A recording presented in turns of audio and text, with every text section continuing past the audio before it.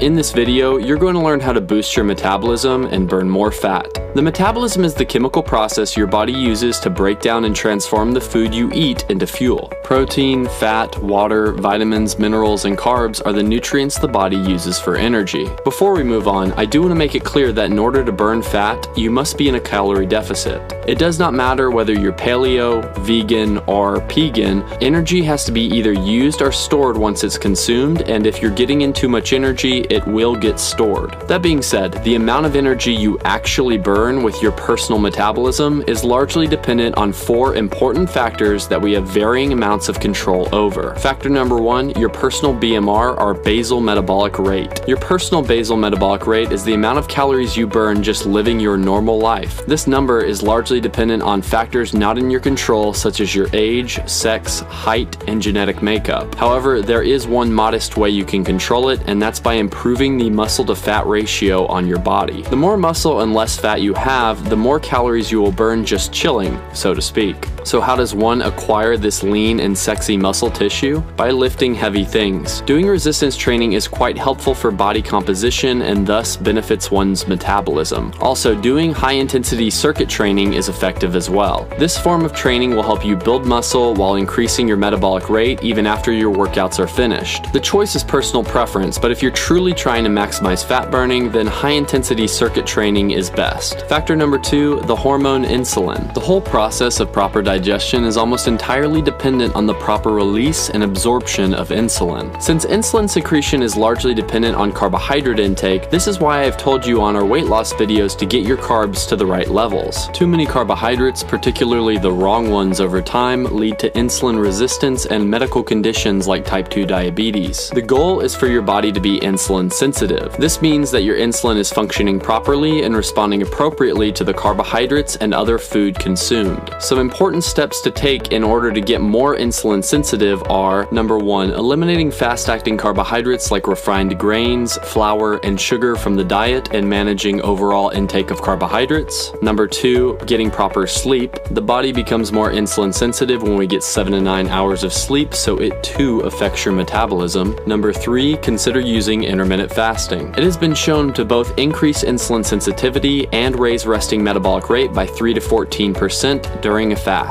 We have an entire video for beginners that can be seen here. Factor number 3, digestive enzymes and gut bacteria. Once food is consumed, it has to be processed for the uptake of those nutrients. A big part of this process is breaking down those nutrients with enzymes and bacteria. The crazy thing is there is actually just as much bacteria as there are cells in the body. We're talking 10 to 20 trillion different microbes. The problem here is that many people have ruined their healthy gut bacteria and digestive enzymes by eating too many processed foods, consuming too much sugar, and even doing necessary antibiotic rounds that kill healthy gut bacteria. The more of the incorrect bacteria in the gut, the harder it is for the body to process the healthy foods we eat. However, the more of the good gut bacteria we have, the better our food is processed and thus the metabolism is improved. The best ways to fix this are eating healthy bacteria-friendly foods like broccoli, sweet potatoes, blueberries, bananas, fermented foods like sauerkraut and tempeh, and drinking apple cider vinegar. You can also take a probiotic and/or digestive enzymes to help your gut out. Factor number 4, the natural thermogenesis of certain foods. Some foods have a naturally greater thermogenic effect on the body, meaning the body uses more calories or energy to burn those foods. Caffeine has been shown to boost the metabolism by 3 to 11% and promote fat burning. Some of the best sources of caffeine are black coffee and green tea because of the additional nutrients they provide. High-protein foods like lean meats or fish have been shown to have the greatest effect on thermogenesis, resulting in a 15 to 30% increase in metabolic burn. If you're one of my many vegan or vegetarian friends, the substitute would be a high-quality vegan protein shake, as it will have a large concentration of protein. Things like lentils, beans, and quinoa are great foods, but just don't have the same concentration of protein as the above and won't have the same metabolic effects. Drinking ice-cold water also has a slightly thermogenic effect, increasing metabolism by 10 to 30% for an hour. Certain peppers like chilies and mustard have been shown to moderately increase metabolism and fat burning in various studies. Finally, consuming lots of dark and vibrant leafy green vegetables will help because they contain virtually no calories and the body still needs to heat up to process them, making them a quote and off quote 0-calorie food. If you really want more tips on boosting your metabolism and or losing fat, please visit fatlossnerds.com. Just type it into your browser or click on the screen now. On that page is how to access our free training on the 10 steps to fast weight loss backed by science. In summary, the 4 factors of metabolism are your BMR, insulin, a healthy gut, and certain thermogenic foods. Focus on these for a faster metabolism and better fat burning. Got a topic you want the health nerd to cover?